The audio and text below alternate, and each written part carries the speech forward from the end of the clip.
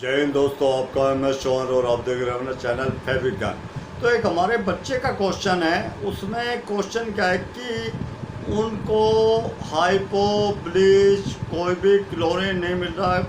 उन्होंने ये नहीं बताया कि वो कहाँ पे हैं, कौन से एरिए से, कि उनका सिर्फ ये था कि आप इस टाइप का केमिकल बताएं कि हाइपो ब्लीच या ऐसे हैजर्ड केमिकल से अलग हटके कि नॉर्मल केमिकल बताएं कि मेरी वाइट शर्ट है जो उस पर दाग धब्बे कुछ नहीं है, लेकिन वाइट शर्ट है उसमें एक तरह का पीलापन आ गया, वो पीलापन ख़त्म कैसे हो।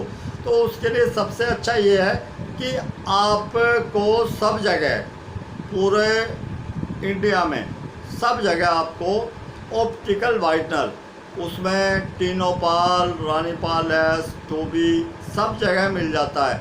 तो जो भी आप डिटर्जेंट यूज़ कर रहे हैं उसके साथ में कि आपने मान लो 5 लीटर पानी लिया है, 5 लीटर पानी के अंदर आपने उसमें 50 ग्राम जो आपका कोई भी डिटर्जेंट डाला है और उसके अंदर आप 10 ग्राम के आसपास उसमें आप उसमें या तो 2B या S। 2B क्या होता है? 2B होता है एक तरह नेचुरल के लिए, देखने में पीले कलर का पाउडर होता है, दोनों पीले कलर के होते हैं, S और 2B। और S क्या है कि S को जब घोलते हैं तो वो वेलवेट कलर यानी जामनी कलर पे चला जाता है कि जामनी कलर। लेकिन उसमें ध्यान क्या रखना है कि कई बार के कपड़े को तेज़ धूप में नील लगा के सुखाते हैं तो जो हिस्सा सूरज के संपर्क में आता है, उसे किरणों के संपर्क में आता है, वहाँ पे नील उड़ जाता है। लेकिन जब हम नील को यानी इसको टीनोपाल को जब हम डिटर्जेंट के अंदर वॉशिंग करते हैं पानी के साथ में, तो ऐसी प्रॉब्लम उसमें 90% एक तरह के क्लियर हो जाती है, उसमें ऐसी दिक्कत नहीं आती।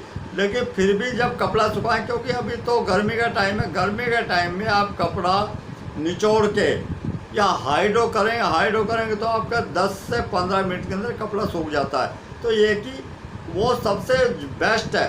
और इसमें क्या है कि ज़्यादा कितना भी आपका कपड़ा क्रीम कलर पे चला गया, उसको वाइट करने के लिए आप बिल्कुल उसमें टीनोपाल या उसके अंदर आप S यूज़ कर सकते हैं। बाकी HI है, HI यूज़ करने के लिए जो हमारे लॉन्ड्री वाले हैं, लॉन्ड्री वाले भी शायद कम ही करते हैं। ये ज़्यादातर हमारे डाइंग और इंडस्ट्री जो गारमेंट इंडस्ट्री जो कि एक्सपोर्ट करते हैं उसमें ज़्यादा चलता है कि जब भी हम किसी वाइट गारमेंट को लेने जाते हैं, मान लो हम कपड़ा लेने गए कोई वाइट कपड़ा, तो वो 3 ही कलर में मिलता है, या तो नेचुरल कलर में, नेचुरल का मतलब 2B, और उसमें हल्का सा नीलापन, तो नीलापन यानी वेलवेट जामनी कलर, तो हल्का वो उसको बोलते हैं S, और उसमें हल्का सा जो पिंक शेड होती है तो उसको बोलते हैं HI। तो ये होता है कि आप कपड़े को एक तरह का इतनी अच्छी शाइनिंग होती है कि कपड़ा एक तरह कहते हैं जब सूर्य की जब किरणों के प्रभाव में आएगा, जब आप कपड़ा पहन के जा रहे हैं तो अलग से दिखाई दे के एक ऐड आता था कि इसकी कमीज मेरी कमीज से सफ़ेद क्यों, इस टाइप का कुछ आता था, मुझे पूरा याद नहीं है। तो क्या कि आंखें चकाचौंध हो जाती हैं, एक तरह का ये उसके ऊपर एक पॉलिश है एक तरह का। तो आप बिल्कुल इसे कर सकते हैं, तो उसमें किसी तरह का कोई संशय नहीं है। तो दोस्तों छोटी छोटी चीज़ें इनको अपने जीवन में उतारें, और ज़रूर नहीं है। अच्छा, ये आते कब है कि जब हमारे पास धन का अभाव होता है तो हम एफर्ट करते हैं, मेहनत करते हैं। ये मेहनत करने से ही ये चीज़ें उपजती हैं कि जो कोई आदमी पैसे वाला हो वो तो सिर्फ दूसरे के ऊपर डिपेंड रहता है कि मैं किसी दुकान पे जाऊंगा उसको बोलूँगा। लेकिन ये खुद कब आती है? जब हमारे पास किसी धन का, हमारे पास पैसे नहीं है, कोई दिक्कत है, लेकिन हमें वो चीज़ चाहिए भी, तो उसके लिए मेहनत करते हैं। क्योंकि जिस टाइम मेरा जन्म हुआ है कि हमारा देश आज़ाद हुए, बिल्कुल ताज़ा ताज़ा माहौल था, लेकिन क्या कि बहुत दुख होता है। कहते हैं कि आत्मा रोती है कि जो हमने बुकें पढ़ी हैं, जो हमने इतिहास पढ़ा है, वो सब झूठा है। कि अब देखते हैं, क्योंकि ये चीज़ें अब निकल के आ रही है कि सारा झूठा, इसमें कौन क्या है, किसको क्या बना दिया। एक कहते हैं कूड़े में पड़ा हुआ जो है उसको आपने सिंहासन में बैठा दिया। तो जो जिन्होंने अपने जान की बलिदानी दी, सब कुछ नौछावर कर दिया, उनका नामो निशान नहीं है इतिहास के अंदर। तो बड़ा दुख होता है। तो ये क्या कि भाई एक होता है देश और एक होता है राष्ट्र। काफ़ी लोग कहते हैं देश के लिए जान दे देंगे।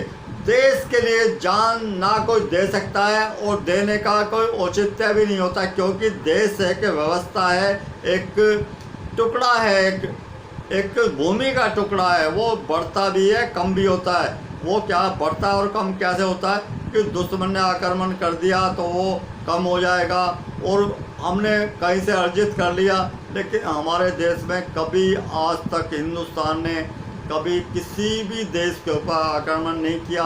बहुत बड़ा साम्राज्य था, सिमर के बहुत छोटा हो चुका। लेकिन क्या कि जो इसकी व्यवस्था होती है कि जो सीमाओं की रक्षा हमारे सैनिक करते हैं, अंदर नगर पालिका होती है, न्यायपालिका होती है, उसमें पुलिस है, हर एक तरह का, हर एक विभाग के ऊपर कोई ना कोई, हर एक तरह के विभाग के ऊपर एक उसका एक पकड़ होती है। बाकी राष्ट्र हमारे जो जितने भी वहाँ पे रहने वाले जो मनुष्य है, उनके संस्कार, उनके रीति रिवाज, उनके जो भी उनका ये आस्था और मान्यताओं पे चलता है कि राष्ट्र को कभी तोड़ा नहीं जा सकता। और जिस राष्ट्र के जो समाज निष्ठावान होता है कि अपने देश के यानी अपने राष्ट्र के प्रति वो एक वफादार होता है, उस राष्ट्र को कभी कोई भी तोड़ नहीं सकता। और राष्ट्र देश को झुकाने की हिम्मत रखता है, सरकार को झुकाने की हिम्मत रखता है। तो दोस्तों कि कोई भी काम अगर हम करते हैं पूरी मेहनत, निष्ठा, ईमानदारी के साथ में करें। बाकी जो विषय हमारा कपड़े का है, क्लीनिंग का मतलब ये होता है कि कपड़ों के साथ में अपने दिमाग को भी क्लीन करें, क्योंकि क्लीन हर एक तरह की सफाई होनी चाहिए उसमें, चाहे किसी टाइप की भी हो। बाकी जाति मजहब ये वो उससे हमारा कोई लेना देना नहीं। लेकिन जो राष्ट्र के प्रति वफादार ना हो, वो राष्ट्र के लिए एक कहते हैं ना अभिशाप है।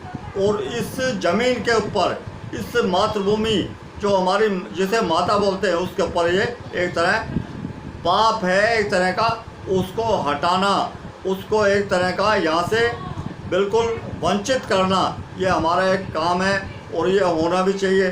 बाकी राष्ट्र एक माँ के बराबर होती है, जो कहते हैं ना धरती माता, ये माँ के बराबर होती है। इसी से सब कुछ हमें प्राप्त होता है।